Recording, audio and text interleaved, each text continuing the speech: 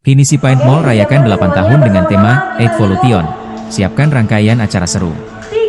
Mall Pinisi Paint, Tipo, di Makassar merayakan ulang tahun ke-8 pada Senin, 21 April 2025, dengan tema Evolution, yang menggambarkan semangat evolusi dan inovasi sejak pertama kali beroperasi. General Manager Tipo, Junaidi Salam, mengatakan tema ini mencerminkan komitmen mall untuk terus berkembang dan memberikan pengalaman terbaik bagi pengunjung. Kami ingin momen ini menjadi refleksi perjalanan Tipo serta janji untuk terus berinovasi di masa depan, ujarnya.